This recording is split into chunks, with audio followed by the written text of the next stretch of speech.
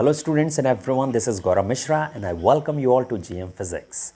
I hope you all are fine and doing good. Alright, so let me give you a short introduction on what exactly we are going to learn in this video lecture. So this is about addition of vectors, as you already know. So what all we'll study under addition of vectors, that is what I have written here. So first one is what it means. Means we'll try to understand what does addition really mean in relation to vectors. We are of course aware with addition, but till now we were doing algebraic addition. So we have to see what does addition mean in relation to vectors, right? Once we understand that, then we'll talk about how do we add two or more vector quantities, means calculating or finding the resultant of two or more vector quantities. So how do we add them? We'll try to understand it with example, right? Then after that, once we have understood how do we add two or more vector quantities, then we'll be in a position to discuss different laws of addition of vectors, because they are based on this thing only, that how do we add vector quantities. So we'll talk about different laws, which are parallelogram law of addition, then triangle law of addition, then finally polygon law of addition of vectors. So in this video lecture, let me tell you, we'll talk about only parallelogram law of addition of vectors.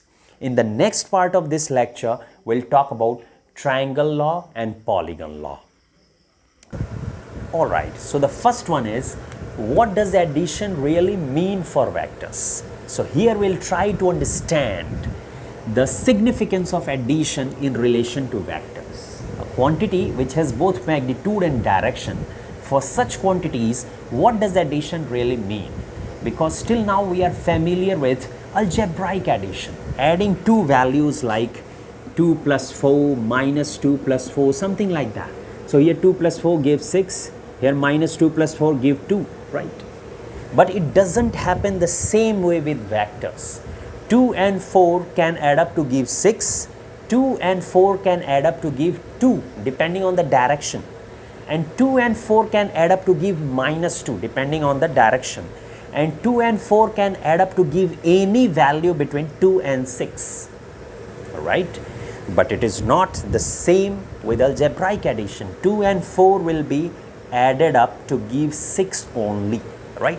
So this is what we are trying to understand under addition for vectors. What does it really mean? So for that, I am taking a very simple example and trying to make you understand that what does addition really mean. So look here, suppose a box is lying on a smooth horizontal surface, it doesn't have any roughness. You have to assume it like that. So you have to assume that a floor in your house which is completely smooth and frictionless, right? And on that floor a box is lying. Okay, so the block is at rest on a smooth and frictionless surface inside your house. Now what you are doing, you are trying to push this box along this direction. What you'll observe, what you'll see, this is a very common observation, this box will get displaced along this line, and if you keep on pushing along this line, it will keep on moving along this line. It won't move in any other direction, right? So now let's look at the same box but slightly different situation. See here, the same box lying on the same smooth horizontal surface, but now the situation is slightly different. Now you are trying to push this box along this line, right? And at the same time your brother is trying to push it along this line, right? And assume both of you have the same muscular strength. So you are applying 100 Newton force and your brother is also applying 100 Newton force. Assume both of you are applying the same amount of force. You are pushing with the same amount, both of you, right? The only difference is the direction. You are trying to move the box along this line, but your brother is trying to move along this line. Now what will be the direction of motion of this board? So to your surprise, it is neither going to move along this line nor along this line. And this can be very well justified using simple logic, that If you assume that the box should move along this line, then at the same time you should also assume why not along this line, because this is also 100 Newton. And if you assume that the box should move along this line, then at the same time the question comes in that why not along this line, because this is also the same amount of force, right? So in fact, the box will neither move along this line nor along this line. And to your surprise, you can perform this experiment at your home. To your surprise, the box is going to move along somewhere along this line. This we are talking about the real situation, not Hindi cinema. For Hindi cinema, if this was actor, it could have moved along this line, even if the two forces are equal. So we're not discussing that. We are talking about the real situation. So it would have moved somewhere along this line. Now what is this? What happened here? Here, the direction of the force, the direction of motion was the same. The box was lying on the surface. The direction in which you pushed it, it moved. But here the situation is different. Now the thing is, of course, the culprit which is pushing this block, which is the cause of its motion, is of course this applied push, right? So here also its motion is because of this applied push. But here the impact is from both of these. The motion is due to both of these vector quantities, these forces. Here only one force was there, right? So when there are two or more vector quantities contributing together, then how to find the resultant, right? How do these two quantities add up to give this as the resultant? This is the topic of discussion. So this is what we call addition of vectors, right? So for vectors, addition doesn't mean only adding the values. In fact, only the values don't add up. So for vectors, addition is not as simple like algebraic addition, because here in addition of two vector quantities, you are not only finding the magnitude, the value, you are also finding the direction, right? The direction was neither this nor this, some unique direction. So how do we get that direction, and how do we get as how much net push is acting on this block? This thing is what we are going to cover or discuss under addition of vectors. So this is the rough meaning of what does addition really mean for vectors. So addition roughly means finding the magnitude of the resultant quantity and its direction. That is the meaning of addition in relation to vectors. Alright, so now we are going to see how we will add two vector quantities. Now we have understood what is the purpose of addition, that is calculating the magnitude and direction of the resultant quantity when two or more vector quantities mix up or interfere or add up together, right?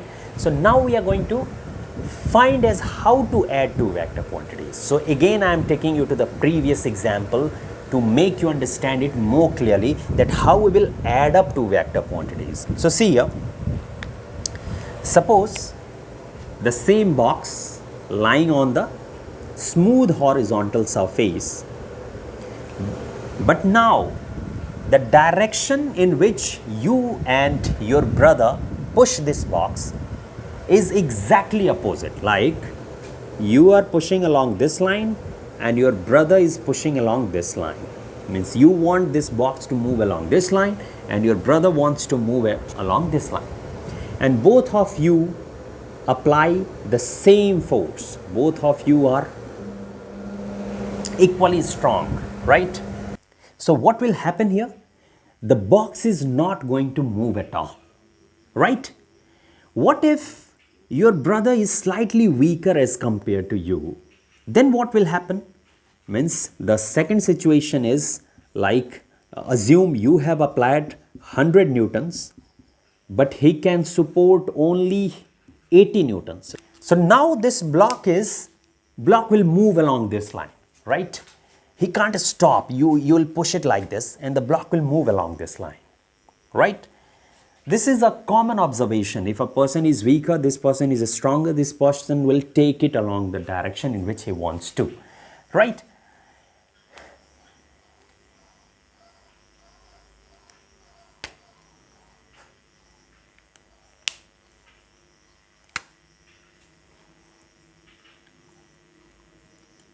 Now suppose you and your brother, both of you decide to push along the same direction, right? This is 100 newtons and this is also 100 newtons. What will happen? Again, to your surprise, the box will move faster as you had expected, right? So now let's analyze all these situations and try to see what exactly is happening. This is 100 newtons, this is 100 newtons. Here two vector quantities are acting at the same time, right? And the block is at rest simply means they have cancelled each other. So if we try to express it mathematically, we can write it like this. Suppose this is my x direction, means I'll represent it by I cap. So if I call this force as 100I along this line, so this will be minus 100I, right? So this will be minus 100I, means along negative x-axis, along positive x-axis, along negative x-axis. So if we add these two quantities, what we are going to see is 100 plus minus 100. How much is that? 0. That's why the block is not moving along this line. This is mathematical interpretation. Now look here. 100 is along this line and 80 is along this line. So this much part is cancelled, only this much value is left. So this is what is acting on this block. Mathematically you can write the same like before, 100 plus, and this is minus 80. So one is plus 100, one is minus 80, because this is along I cap, this is along minus I cap. So that's what I have represented, plus I, that is 100, and minus I, that is 80. So we add this quantity, so we get 20 along this line. Are you getting it? Similarly here, the block is moving faster as expected. So these two quantities are supporting each other because they are along the same line. So assuming it as x-axis plus I cap, we can write it as 100I plus 100I. So we can add up like algebraic addition, it becomes 200. That's why it is moving faster. So here the block is not moving at all. So we are not seeing any direction in this case. But in this situation, both are along the same line and the direction of motion is along the larger value, along this line, right? The direction is along the line in which these two are acting, right? Here also, the direction is along the line in which these two are acting. So what we analyze from here is these two vector quantities adds up algebraically if they are acting along the same line. But in the previous example in which the box was pushed along this line and along this line, then we saw that the direction of motion of this box was along this line, neither along this line nor along this line, right? So here you can't add up these two values just like algebraic addition. But here you can add up algebraically because the two vector quantities are acting along the same line. This we are saying from the observation itself. So one statement which is very important before proceeding to how we add vector quantities is, if two or more vector quantities acts along the same line, they can be added algebraically with the proper sign. So let me write this statement. So if two or more vectors act along the same line, they can be added in the same way like algebraic addition, but with proper sign. Means whether you have 2 vectors, 3 vectors, 4 vectors, whatever be the number of vectors, if they satisfy only one condition, what is that? All of them act along one line, then they can be added algebraic. Let me take one example, like this is one vector, this is another vector, this is another vector, this is another vector, right? So for example, this is 10, this is 20, this is 30, this is 40. This all is the magnitude that I have represented. Now you can add them algebraically, 10 plus 20 plus 30 plus 40, but with proper sign. Like if you call this as plus I and this as minus I, then here this will be plus, this will be plus, but this will be minus because it is along this line. This will be again plus. Now you can add them algebraically. 10 plus 20 minus 30 plus 40. So this will give 40, right?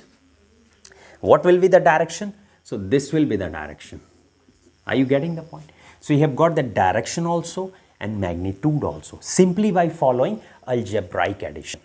Now you might have been wondering, so fine, this is for vectors along one line, but what if vectors are not along the same line, the one which we had discussed just in the previous example, like if you trying to push along this line and your brother trying to push along this line, then how to find the magnitude and direction?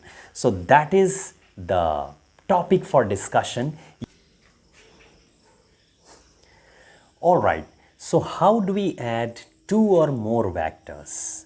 So we'll be using the same concept, like two or more vectors along the same line can be added algebraically, provided we use proper sign with them, right? The same concept here we are going to use for adding two vectors. So suppose one vector is a1 vector given as x1i plus y1j, and second vector is a2 vector given as x2i plus y2j. So you understand x1 and y1 are x and y components respectively for a1 vector, and x2 and y2 are x and y components respectively for a2 vector. That is what I have represented on xy plane. This is my a1 vector, so I drop the perpendicular. This is my x1. Similarly, drop the perpendicular. This is my y1, the components of a1 vector, right? Similarly, for a2 vector, this one, the perpendicular from the head of the row on x-axis, this will be my x2. Perpendicular from the head of the row on y-axis, this will be my y2, the components of a2 vector. So just now we saw that two vectors along the same line can be added algebraically with the proper sign. So now forget about a1 and a2, just focus on their components. Like a1 vector component is x1, right? x1, and a2 vector component is x2. They are along one line, that is x-axis. So they can be either along this line or along this line. So if this is taken positive, this will be negative. Here both, that is x1 and this is x2, both along the same line, and these are the components of the vectors. So since components will lie along one line, so they can be added algebraically taking sign in consideration, right? So we can add x1 and x2 together. So you can write x1 plus x2. This will give your net I value, net I component. Same for j components. y1 and y2 lie along one line, that is y-axis. They can be either positive or negative depending on sign they have, right?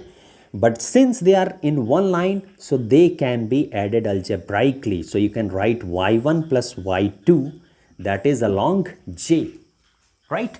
So what is this? This is simply the resultant of these two vectors.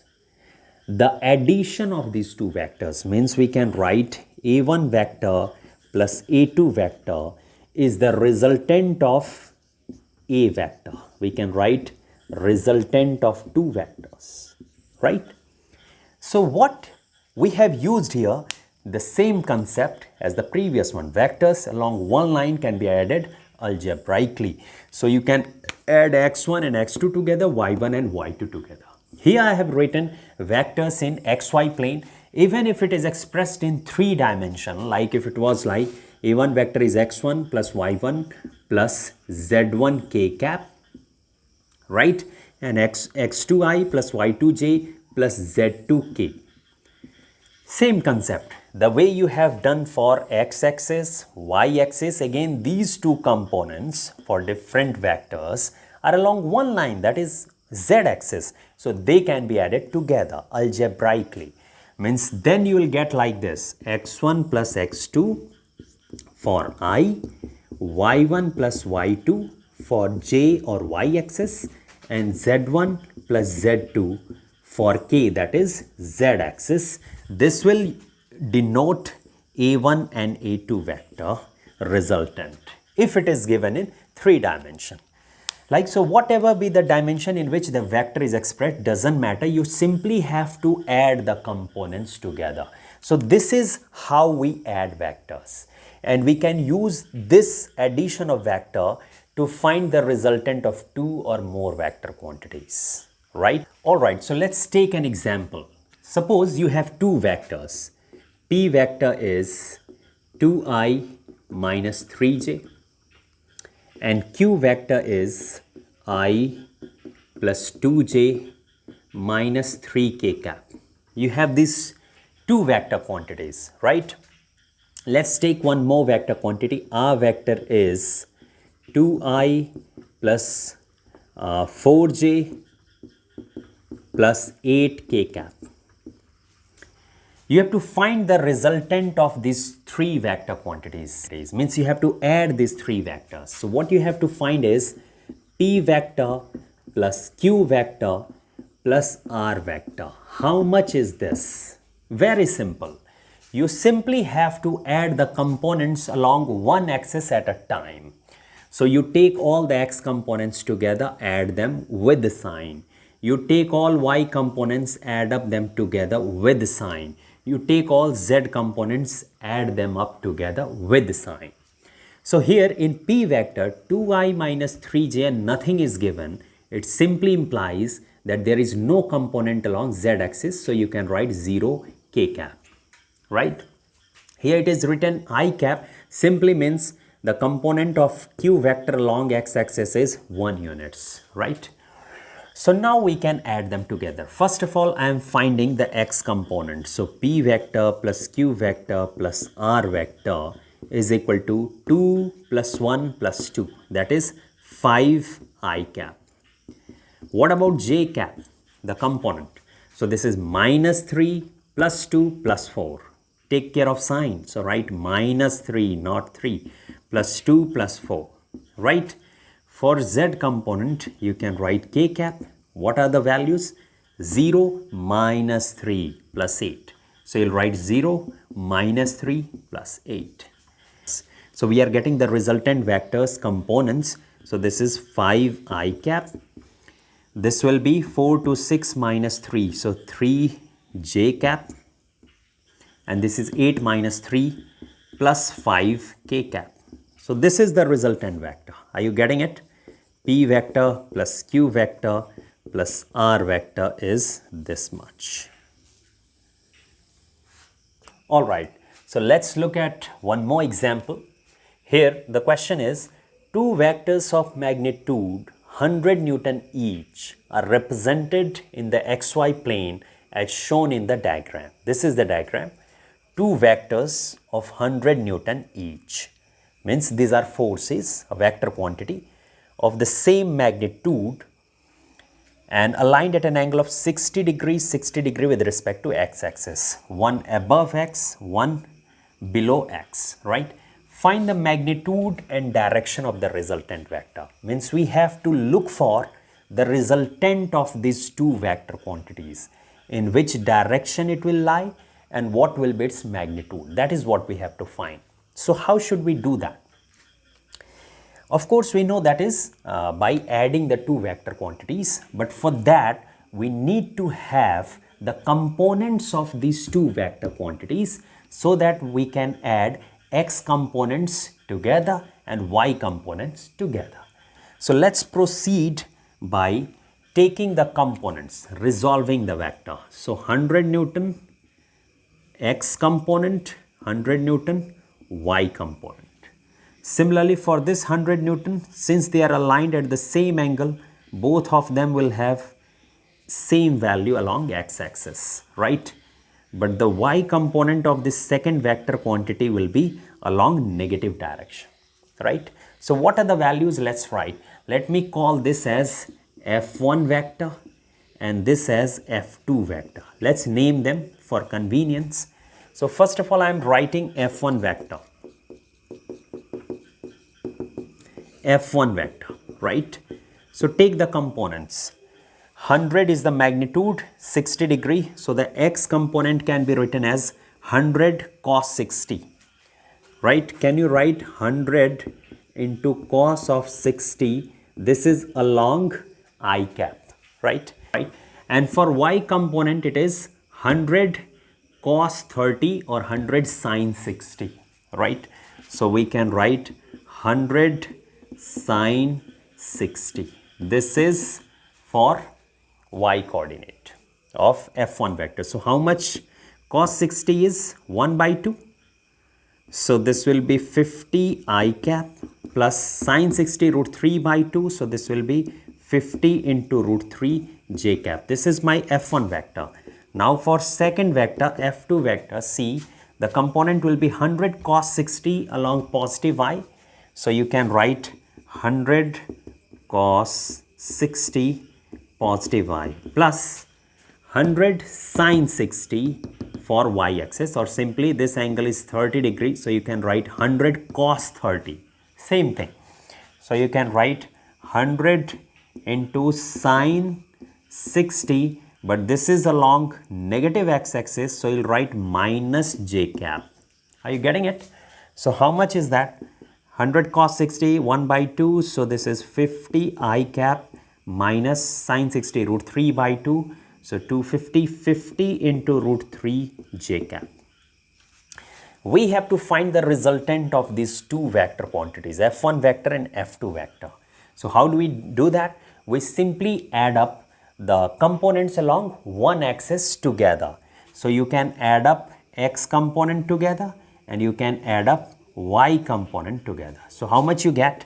f1 vector plus f2 vector is equal to 50 plus 50, 50 plus 50, that is for I, x component, plus 50 root 3 along positive j, 50 root 3 along negative j. So you'll write 50 root 3 minus 50 root 3 along j. Is that right? Are you getting it? So this will get cancelled, 0. So you are getting only 100I. What it means? That the resultant vector, let's write it as FR vector, the resultant of these two. The resultant vector will be along positive x-axis with magnitude 100. So magnitude of the resultant, we can write magnitude of the resultant is 100 newtons. And the direction you can express in terms of angle with respect to x-axis. So it is 0 degree with respect to x-axis, or simply along positive x-axis. So the resultant will look like this, something like this. The resultant will be along this line. Same like the box example. On the box, one force was along this line, one force along this line. It was on a smooth surface, so the box will move along this line, right? So we have proved it now, simply by using the concept of addition of vectors. In addition also, what we used, that vectors along one line are added algebraically with proper.